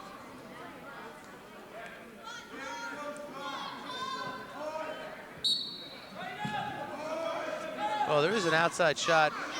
If Phil doesn't get the pin, he could turn this into a tech fall, which would be a margin of victory of 15 points, which would give East Brunswick 15 points, but with 33 seconds left, that's looking a little bleak. What Leota really does need to do is just keep working for that fall.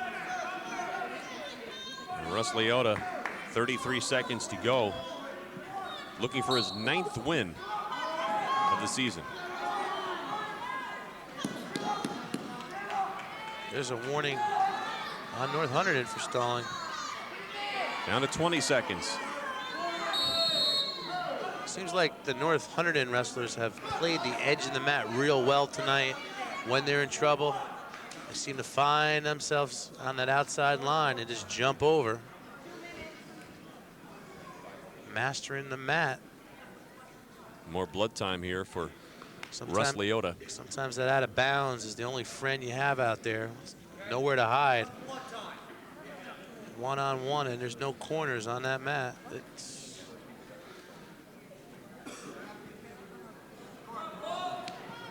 19 seconds to go. Russ Leota looking to help his team out here, working on Paul Versage. Leota on top. This Versage with the red knee supports. 7 seconds to go. 2 seconds. There's the match. 14-3. Russ Leota comes up big and matches the victory by his twin brother Phil from earlier on at the 119-pound class. So East Brunswick wins its 2nd match in a row. Now a little momentum here. They pick up 4 points. And it's now 18-10. At the 152-pound class, we'll get Gail Marshall for East Brunswick against Russ Perry for North Hunterdon.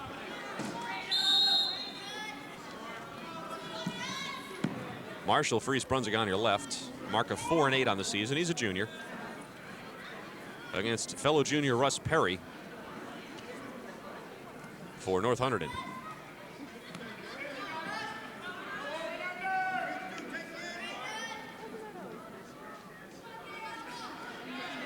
Just underway here in the first period.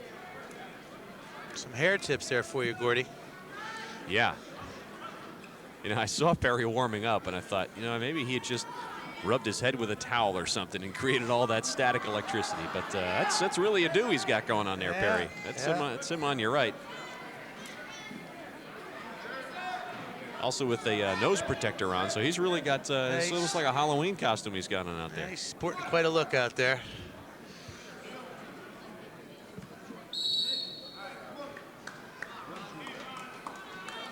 That's some kind of protector he has on. got a face mask. I guess he's had a nose injury. He's in on a quick 2. Under a minute to go, first period. Nice duck under takedown. So 2 points for Perry. First 2 of this match.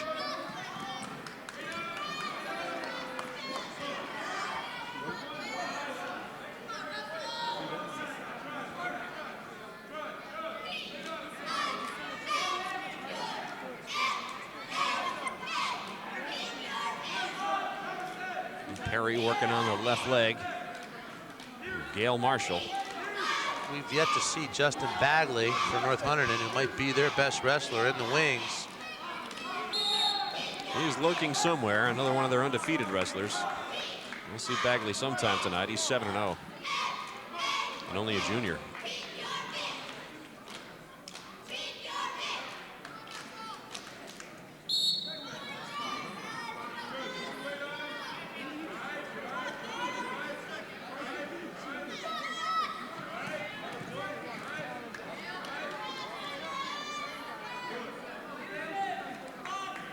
There's the end of the first period. With the score, Russ Perry 2 and Gail Marshall nothing. 152-pound class.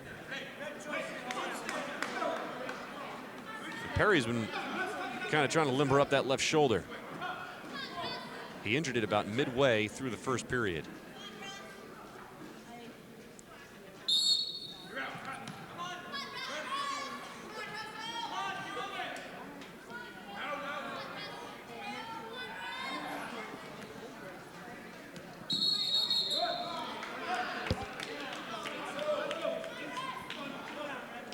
(18-10) is the score overall, with North Hunterdon in the lead. This is Marshall for East Brunswick, standing with his hands on his knees.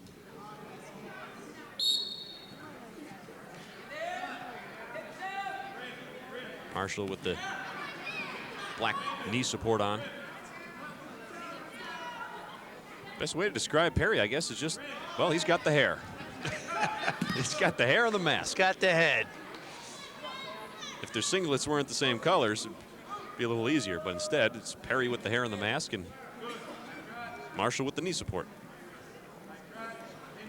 It's now 3-0 Perry from North Hunterdon with the early lead. Minute 15 to go, second period.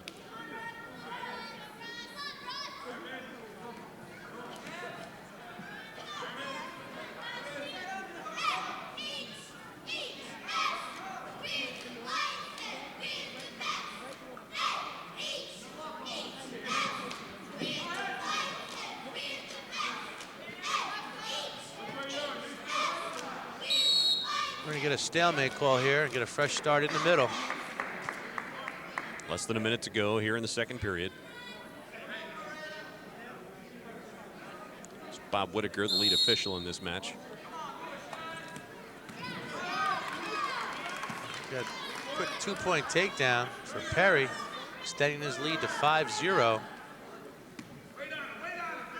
Marshall has got to be a whole head taller than from when I remember him last year, up a couple weight classes. Here at 152 from last season. A little bit of an adjustment for Marshall, going up a couple weight classes in just one season.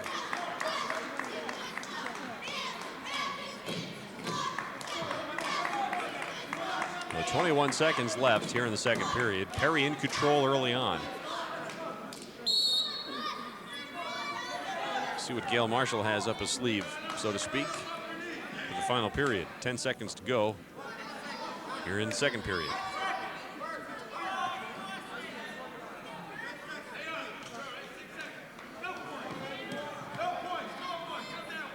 Oh, still yet to see a pin tonight, Gordy.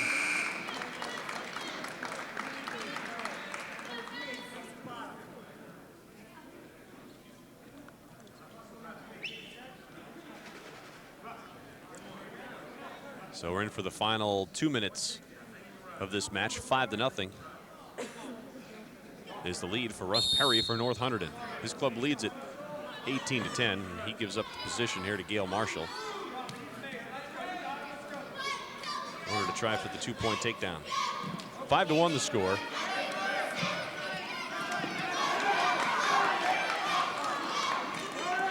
And there's the 2, so the plan works.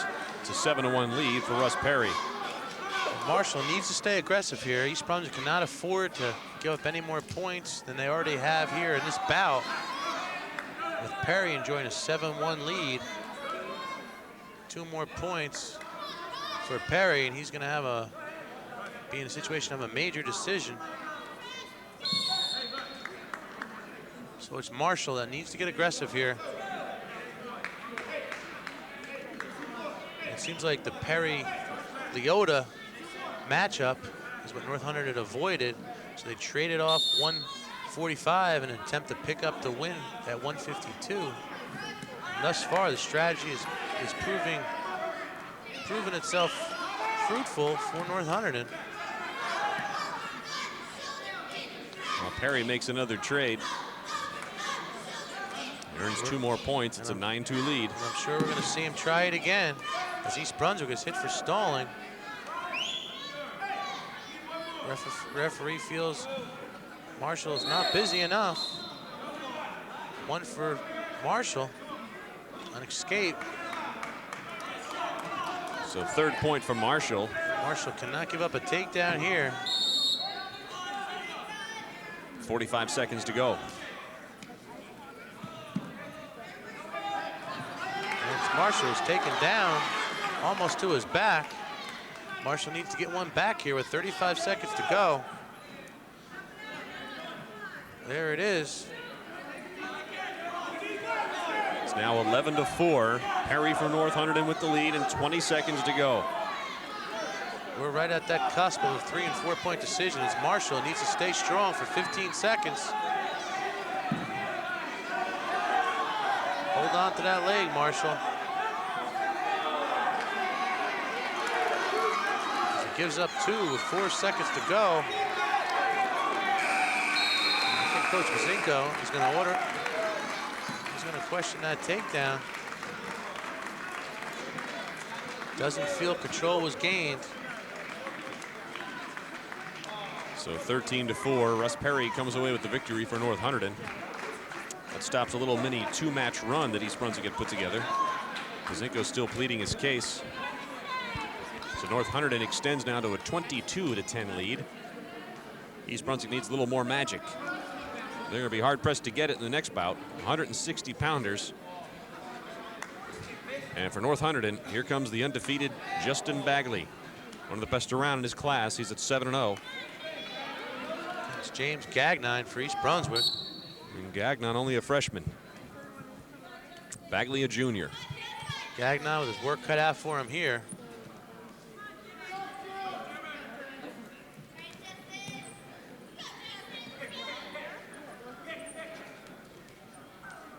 So if you're Jimmy Gagnon now, here's a freshman against one of the best wrestlers around in this weight class.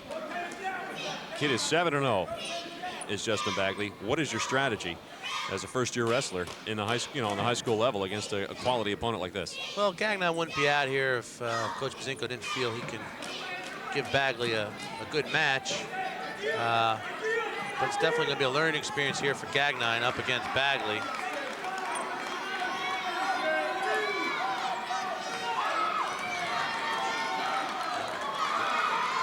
Gagnon on the ropes now. Bagley has him in a cradle for the fall.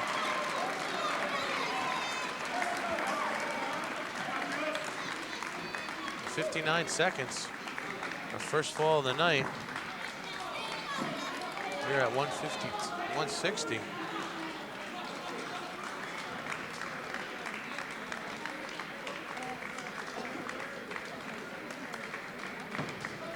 So Bagley makes quick work of Gagnon. And freshman, little learning experience. North Hunterdon earns 6 points and is up to a 28-10 lead.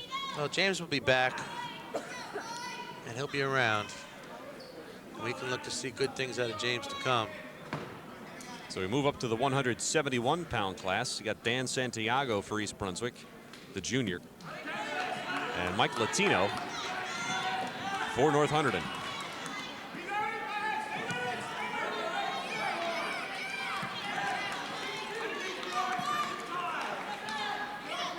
Yet another wrestler with a tattoo. Latino has one on his left shoulder blade. He is the one on top right now. 2-0 Latino.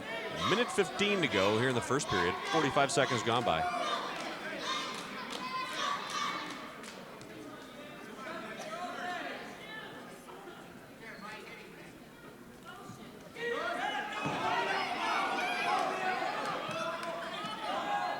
Latino working on the left leg of Santiago.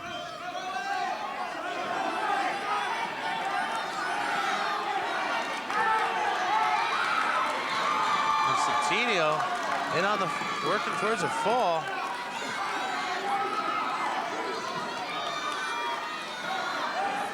Santiago pops out, avoids the pin. Well, Latino in control, 7-1. About 25 seconds to go here in the first period. North Hunterdon turning it up a notch here in the upper weights. Inspired by the fall in the last match by Justin Bagley.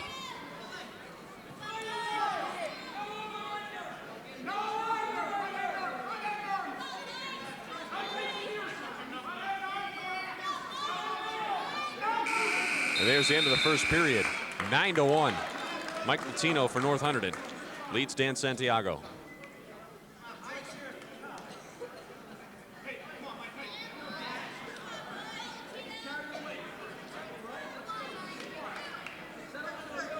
And Latino chooses the up position. Is he going to give this one away here? Let him get up. He's going to try to ride him out. With a 9-1 lead, he's going to look for the fall.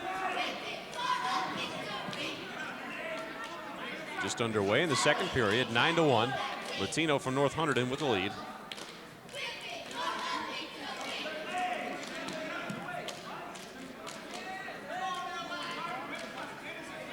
Latino working a half Nelson, the far wrist.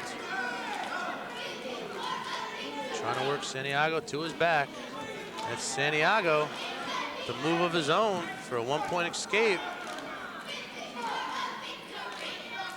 So it's now 9-2 Latino. Santiago in on the shot, trying to convert it into a double leg takedown. Running out of mat. So we're gonna resume in the neutral position. 1:08 to go here in the second at 171 pounds.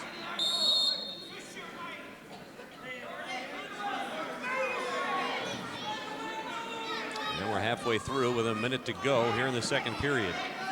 9-2 Latino. Santiago in on a single leg.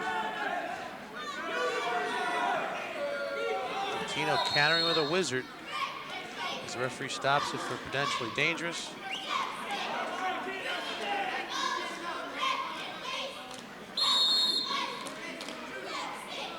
About 45 seconds to go here in the second period.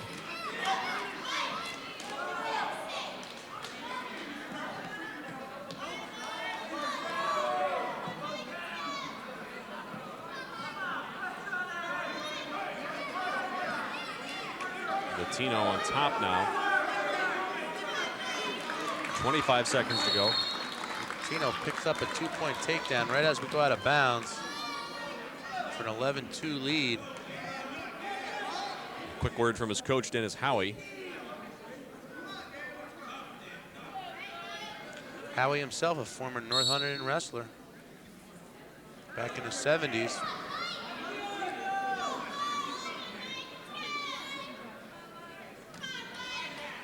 A long, hard, proud tradition of wrestling in North Hunterdon. And we come to the close of period number 2. Nothing awarded there. 2 periods in the books. And Dan Santiago appears to be in some pain. So he might have found a little blood in his mouth. Here comes Phil Hostler, the trainer, to have a look.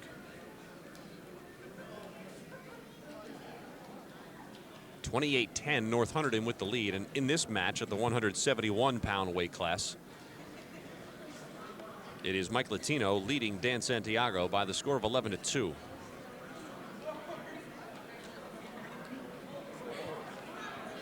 So after winning 5 of the first 6 matches, North Hunterdon actually allowed East Brunswick back in. East Brunswick had won 2 in a row, but since then North Hunterdon has won 2 more back in a row. As we get a break in the action, and you're an East Brunswick resident, grades 3 through 6, and have an interest in wrestling, you think you like what you see, you can contact East Brunswick Recreation Department, and there is wrestling available. There's a league ran by George Guido here in East Brunswick. If you'd like to obtain more information on East Brunswick Recreation Wrestling, call East Brunswick Township Recreation, and they will point you in the right direction.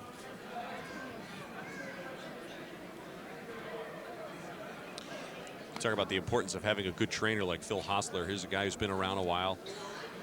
Really, I think one of the exceptional trainers in this area. That's throughout the state. You know, you talk about trainers, Phil Hostler's name comes up in that conversation. East Brunswick very lucky to have somebody like Phil Hostler in the program, not only for wrestling, but for all the sports here at East Brunswick. Major plus as Latino's up for a quick escape. Brings our score to 12-2 as we start the 3rd period.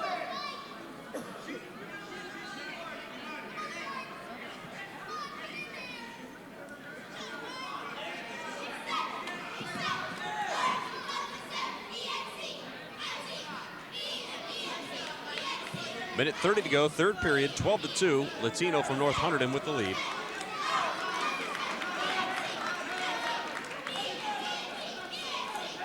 They take the wrestling out in West Jersey and Hunterdon County, that area, a little more seriously than they do here in the well, they feed on each other. State. The quality competition of wrestling each other makes them all better. And East Brunswick's doing the right thing by going out of their area and picking up teams like North Hunterdon on their schedule. It's going to pay dividends when the districts and regions come into play. And East Brunswick has seen quality competition. You need to wrestle the best to be the best.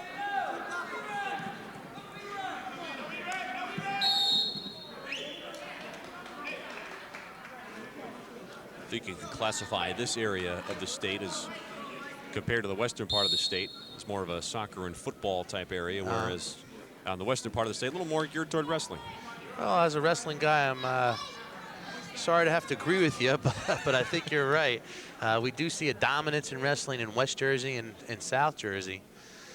Down in South Jersey, you know, Paulsboro, Kingsway, Absegami, there's just some strong tendency of talent coming along in South Jersey.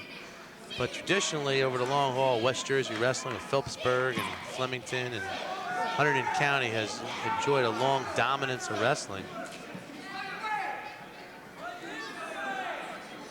Not to mention Blair, the New Jersey prep school, ranked number 2 in the United States right now in wrestling, off a number 1 ranking last year.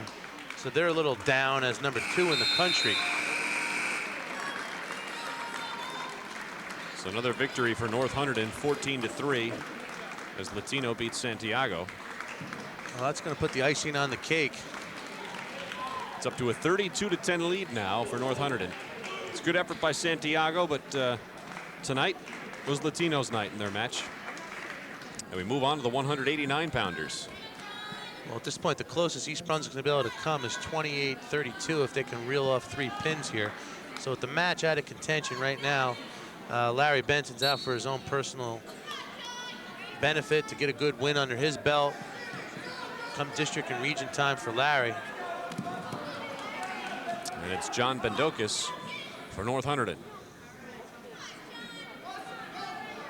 Larry has had a fine career here in wrestling for East Brunswick. One of the strong spots in the Bears lineup. Larry Benson here at 189 for East Brunswick. Larry with a mark of 8-3 on the season. Senior against the junior, John Bendokis for North Hunterdon. And he's quick to take Bendokis to his back. Benson looking for the fall here in the 1st period. Benson has it.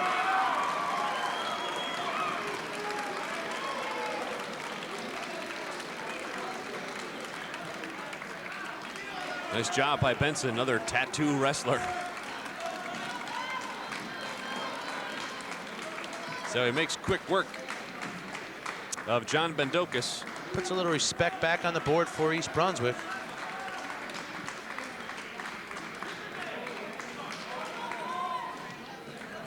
Coach Pazinko waiting to see who North Hunterdon puts out, as they put out Mike McManus.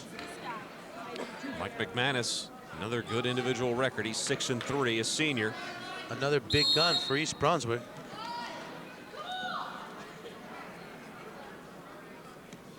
And we're getting Dave Mueller at 215 pounds for North Hunterdon.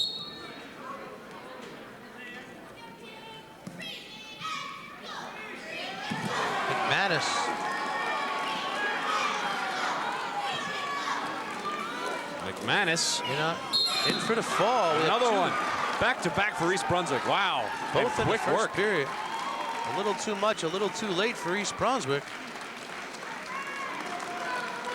Although we are finding the holes in the North Hunterdon lineup.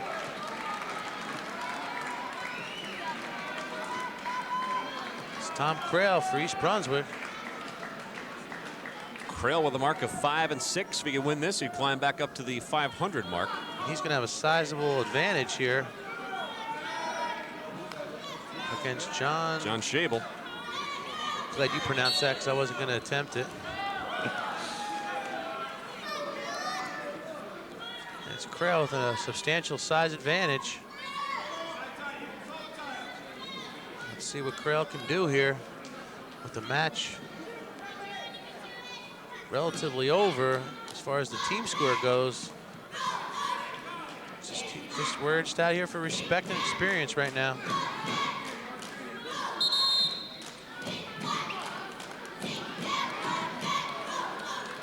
There's Crail on your left. Schabel for North Hunterdon on your right.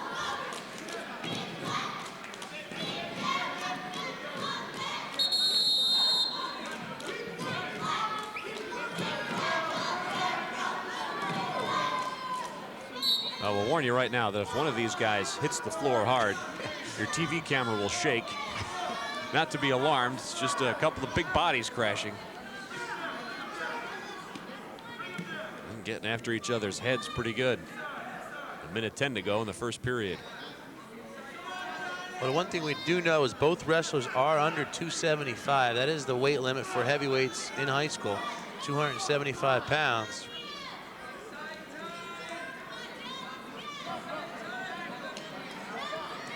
But I'd be willing to guess there's well over 500 pounds in the middle of the mat right now.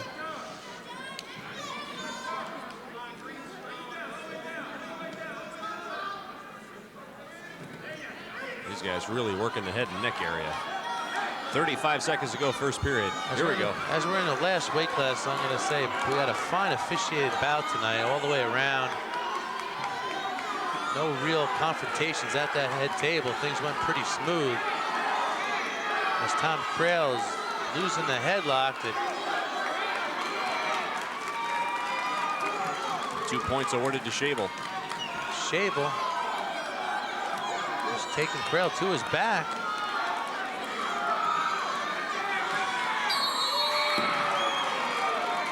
And pins Crail.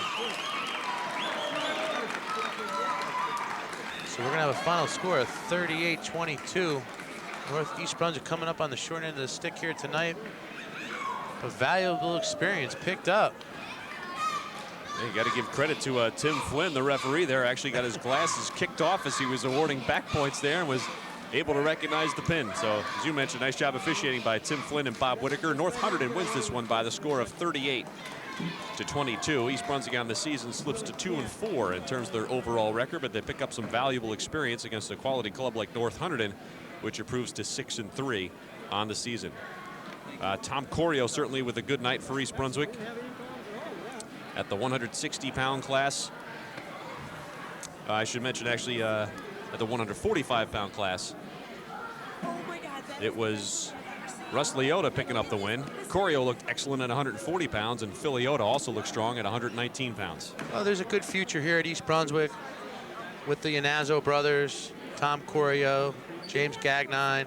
East Brunswick's going to be around. Their presence is going to be felt and known in time to come with a strong bunch of underclassmen. Worth mentioning Larry Benson and Mike McManus with back-to-back pins late at the 189-pound and 215-pound class. But too little too late. But a learning experience tonight for East Brunswick as North Hunterdon wins it by the score of 38-22. Stu Kohn, my pleasure. Thanks for all your help tonight. I enjoy working with Gordy. Thanks for carrying me. All right, I'm Gordon Deal. See you next time on Channel 8.